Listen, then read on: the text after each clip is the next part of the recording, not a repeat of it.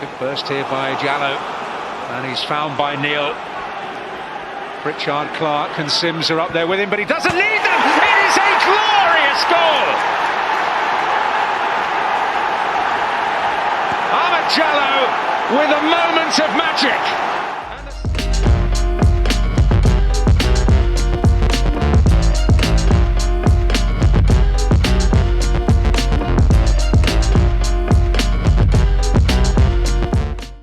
Hello and welcome back to the What the Falk Sunderland review show. Ahmed Diallo. So good, I said it twice. It's a bright and sunny Saturday morning after Sunderland took a vital and hugely impressive win at Birmingham City thanks to two superb strikes and a resolute defensive display. And we're here to buzz over an absolutely cracking win before we head off to the World Cup. It's just me and Dave today, but Dave, are you all right? Yeah, very well. Very, very important win heading into 3 weeks off and a run of 1-10. But 1-9, 2-10 now. So yeah, really happy with that. It's time to get excited about the World Cup. Not sure many people are saying that across the world. No, I mean, to be fair, I'm more excited about Sunderland to the fact that I messed up that intro by saying Ahmed Diallo wrong the second time. So technically I didn't say it twice, but I'm going to leave it in because I think it's quite funny. I've messed up about 4 intros in a row now and I'm sick of editing them. So I'm going to leave it. But it was, mate, it was a cracking win. And I think it was really vitally important that we got a result. I mean, I was listening back to the Cardiff review show that we did last week and I was really downbeat and I'd been downbeat for a couple of weeks and with the Ross Stewart stuff and all that kind of stuff. And I was starting to get worried and I didn't expect it. I didn't expect that performance. I didn't expect that result. And more for me for not expecting it. But again, it comes back to the lads. When we do get beaten, I do get a bit upset because they've set such a high standard. And I've done it again last night. But we're speaking at like just after 10 o'clock. We're sort of touching it a little bit, Dave. But as always, we have to start with it. How are you feeling the morning after? Yeah, there's a lot of different elements. An element of relief. I didn't fancy. For me, it was a case of not getting beat last night. We had to bounce back. And to be honest, I think you've said it there. For the last 18 months and starting through Alex Neil, a lot of people have got a hatred for him. Ultimately, me and you think very much the same when it comes to Alex Neil. He's a good manager for this level. He's an excellent manager for League One level. And he instilled and started a group of players who will constantly try and bounce back, who will not give up until the end. And we've seen that time and time again for at least the last 18 months, to be honest. They've done it again. It's a different type, isn't it? There was many a time with Alex Neil where we go one down and we end up winning the game, or we equalise in the 90-odd minute. This time it's had to be a slightly slower process. We're getting beat off Cardiff. We haven't turned in a very good performance. And there's going to be teams like that who are going to nullify us, unfortunately, because I don't want to do them an injustice, but they're more workmanlike than some of the teams that we can play off the park. And yeah, I was worried about Birmingham, if I'm perfectly honest, because they've had a good run of games. The bit that made me have hope last night was the fact that they had such a tough game against Swansea last week, scoring in the 90-odd minute to equalise and so on. I thought, but they've got experience in abundance, the likes of Hogan and Deeney.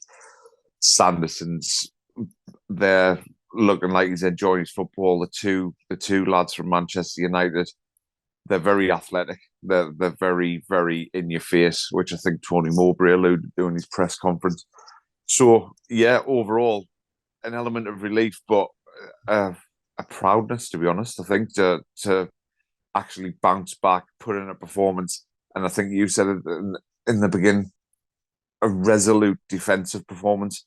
It's probably not something you would familiarise yourself with someone, and because it's normally more a case of men who put in that type of performance, and we've got a lot of young, exciting footballers.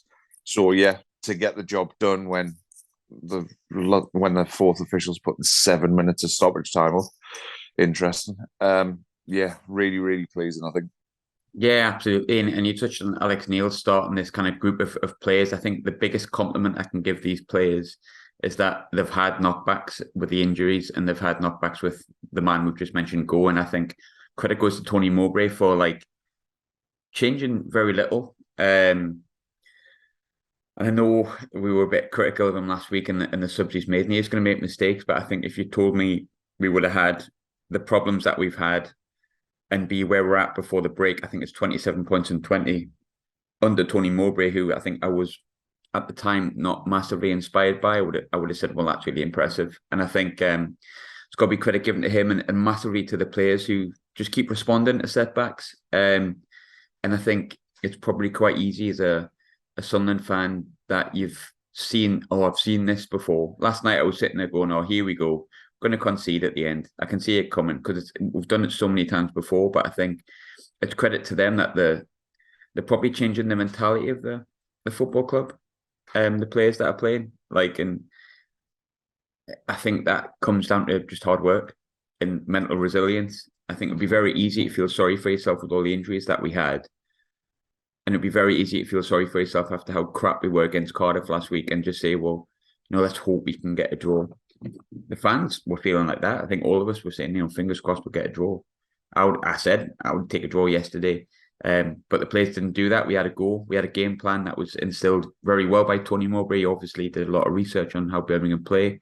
He spoke about it in the post-match. And hey, you know what? Being a football fan is very fickle. Last week I was raging, not happy at all, incredibly worried. And now I'm heading into a 3-week World Cup break thinking, you know what? Get those players back, sort the home form out. Why not go for the playoffs? And I think it's the first time I felt like that. And that's a testament to the players and it's testament to how good the performance was yesterday. But I like to keep the good stuff for the middle, but I'm not going to do that. I don't think I want to do that at this show. Let's just go straight for it. Amad Diallo was outstanding last night. I put up a tweet saying that was effing outstanding from Amad Diallo, and it could have been at any moment in the game that I put it. It was actually his assist for the first goal. We spoke about it the other week, how we said, maybe he's a luxury player that's not going to give you the... or some people thought he was a luxury player that he's not going to give you that kind of like tracking back and the effort. And I said I felt like he worked his knackers off every single game. But how good was A, the goal, B, the assist, and C, his entire performance, Dave? Yeah, he's for being a luxury player, he's got a grit and determination. You can see that in him. Yeah, I think the assist probably shows that grit and determination because there's probably many a footballer, and I was going to say continental footballer, but to be honest, the English lads probably do it now as well. He could have went to ground quite easily, but he managed to stay on his feet. He managed to shift the ball to Ellis Sims, and Ellis Sims has done. It's amazing, isn't it? The other week we were whinging about which game was it, but Djaku and I think it was Diallo as well, actually, both went to the near post of the keeper instead of going across.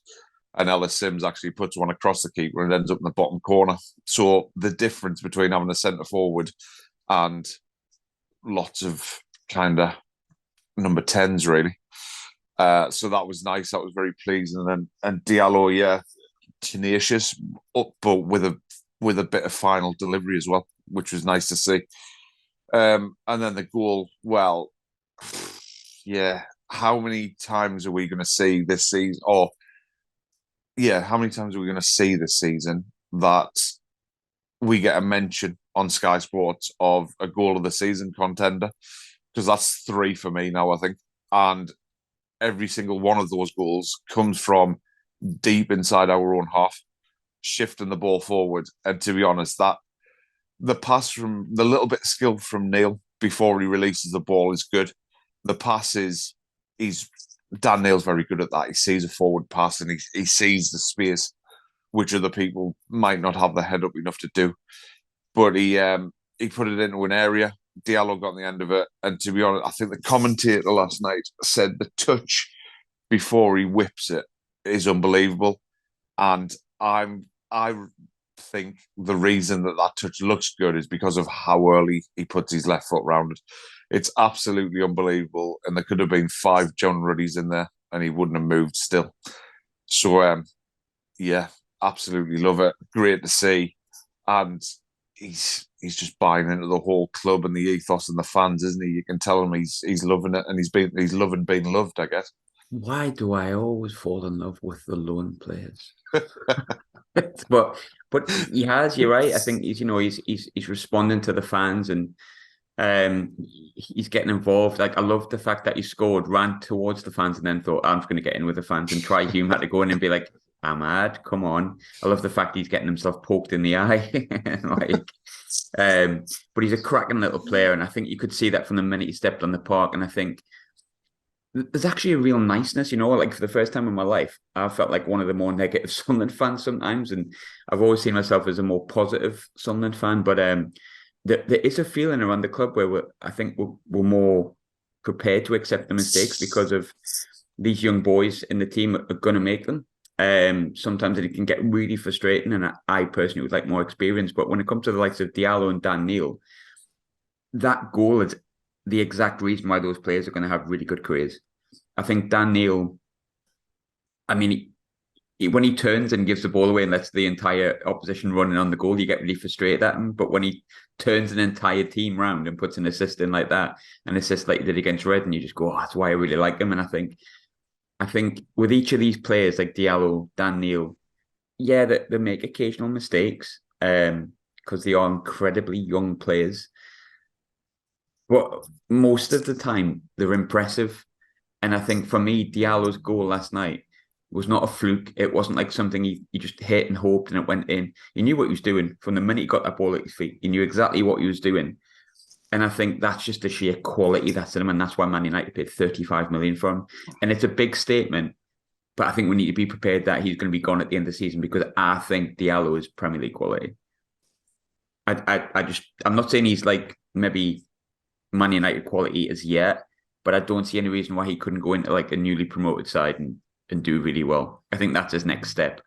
But so let's enjoy him while we've got him. But I think we're discussing all this positivity that come from yesterday, and it's great. I love being positive. It feels so good. I don't like how I felt yesterday after the game, and I'm delighted that I'm so positive, but I kind of forget that we went into yesterday's game with, shall we say, quote unquote, a bit of an injury concern across the entire squad and suspensions. To list them, we've got big Dennis Serkin out. It's actually not that big. Ross Stewart, Luke O'Nien, Linda Gooch, Aji, Dan Ballard, Mishu, all of them out. As Mowbray sort of said in the post-match, there's a full back five and a good full back five that we could have listed in that team, that you wouldn't have been like, oh, that's a weird back five. That would have been a standard back five. And yet, I think apart from the one mistake, obviously from Bailey Wright, which it wasn't a great attempt at a clearance, but I thought we were excellent defensively. I thought Danny Batth again. Honestly, that if you chuck a brick at that lad, I think you just head it back. And I absolutely love him. I think he's tremendous. But how much praise does that entire back line deserve? We'll go a bit more in depth, I think, on Niall Huggins, but that whole back line, Try Hume included, who himself hasn't played a great deal of football. Yeah, massively. And again, that, like you said at the beginning, and Mowbray said in his press conference at the end, we knew what Birmingham were going to do. They were going to get the ball quickly at pace and then get people in and around and running beyond the back four. To deal with that, with probably a back four which isn't used to each other, with someone who's been out injured for a year, with someone who's just learning his trade, marshalled by Danny Batth. I mean, Danny Batth is the one. If we're all disappointed that we've lost Roscoe this year, which we are, the one person you wouldn't want to lose would be Danny Batth, because he has been absolutely immense. An old school solid defender who just heads things for fun and likes that physical battle, but is really good looking with it. That's not something you normally get with a centre half like that. But it's like he's like a really good looking Tony Adams, isn't he? So yeah.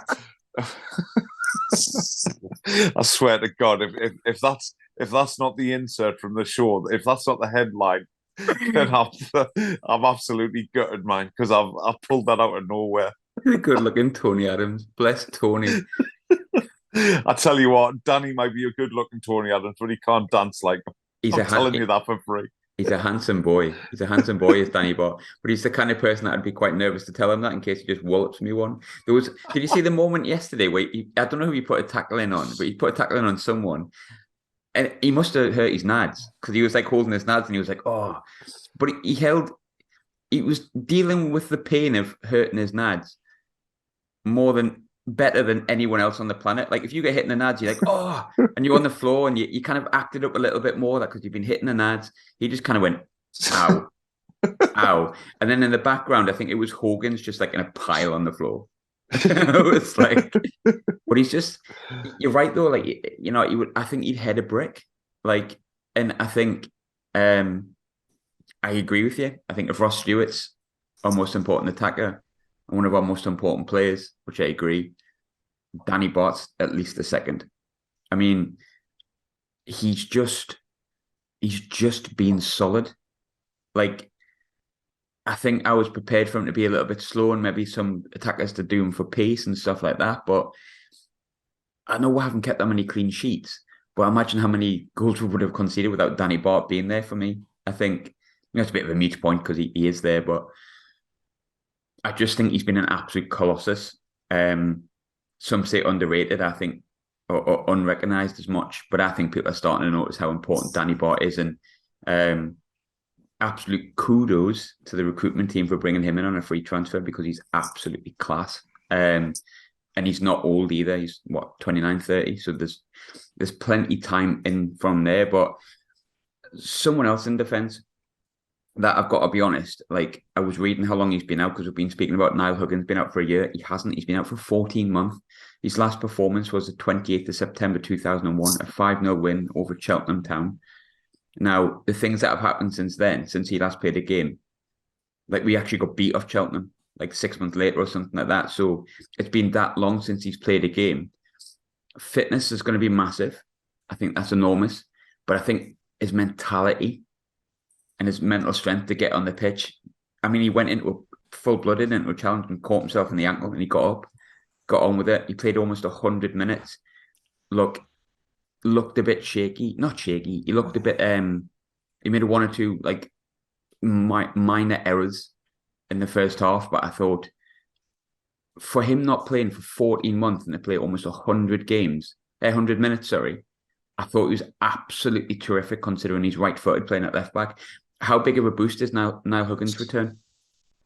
Yeah, massive, because we also know that he brings a versatility, doesn't he? He can play.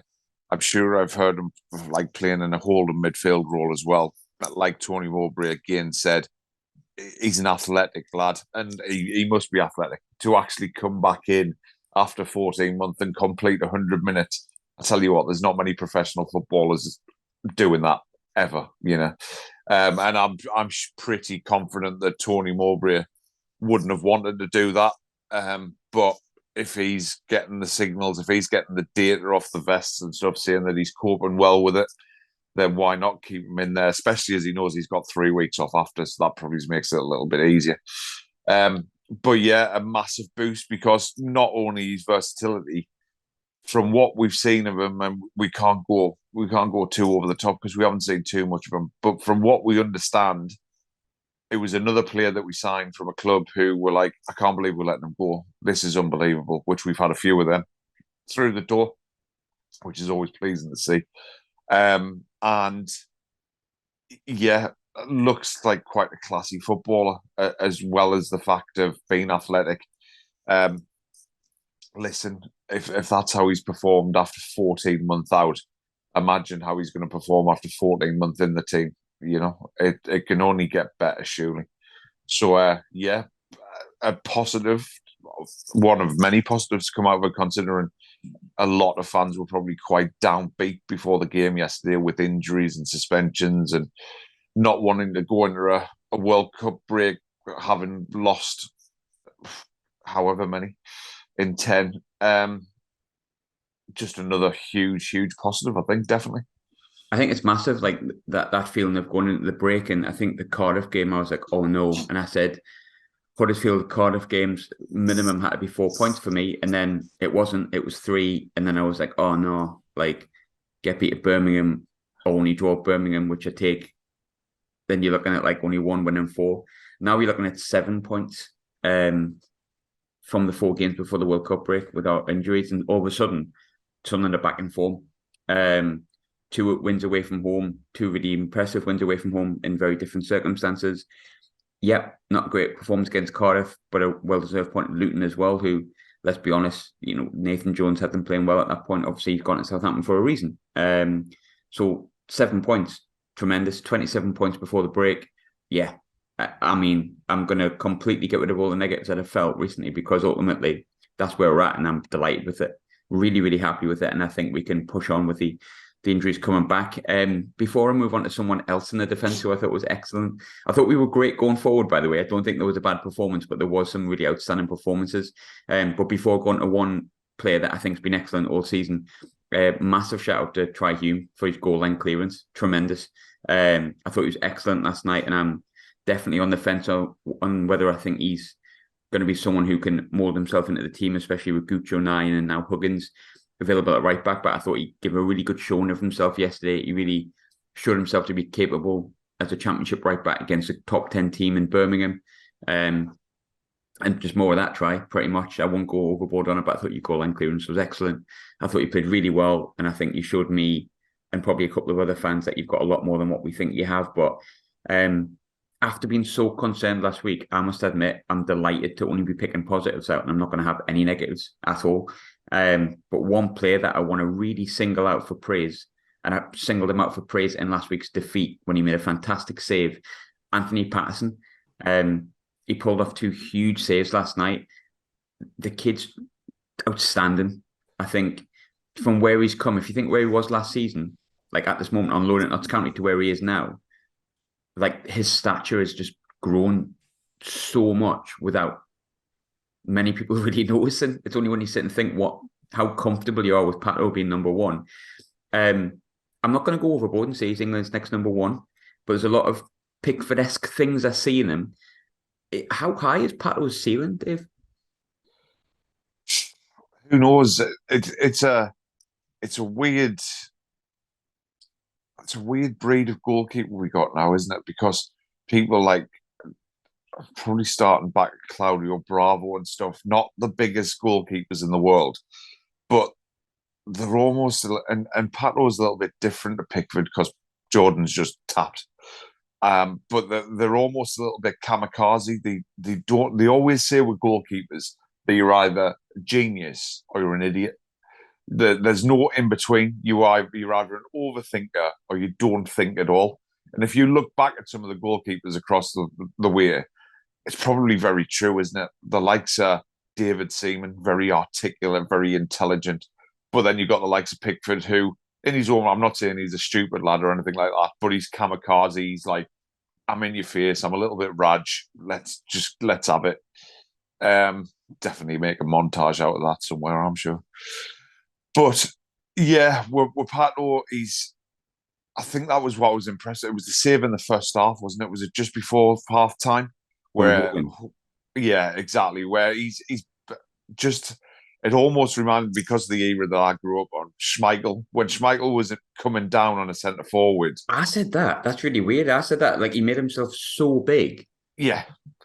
It showed you the angle from maybe what Hogan would have seen, sort of. And the goal looked small. And it wasn't. It was wide open. Yeah, that's literally how I called it. Like, as I watched it, I was thinking, oh, Jesus, he's through. What a time to concede here.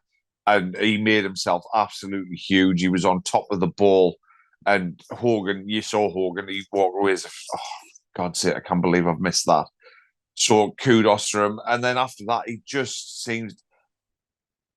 seems a little bit quiet and reserved as a human, doesn't he? So, and he, listen, when I was stood outside the players' entrance at the stadium, like against Burnley, I saw him come out and I'm like, I'm 6 inches taller than him. And I'm thinking, Jesus Christ, the bloke's absolutely tiny. So, yeah, I suppose he's got to be selective with his battles, but he did seem more commanding yesterday. He's only grown to grow into it. He's yeah, I think there's a very good goalkeeper in there if he's not already one, to be honest. Yeah, I think he's excellent. I think he's definitely proven himself to be a very good Championship goalkeeper. There's occasional mistakes. I think the QPR game where their goalkeeper scored when he comes and goes back and stuff like that. But for a kid of his experience, which is not great, he wasn't even playing first team football this time last year, apart from Notts County a couple of games, to where he's at now. And I'm thinking he could be a Premier League goalkeeper. He's impressed me that much. Talking to Scott Hogan, by the way, big tough man shouting at Try Hume on the floor when he's injured. Loser. That was total loser behaviour. Scott Hogan, who's like a 30-odd-year-old journeyman, shouting at a 20-year-old Northern Irish kid when he's on the floor. In terms of negatives, there wasn't any.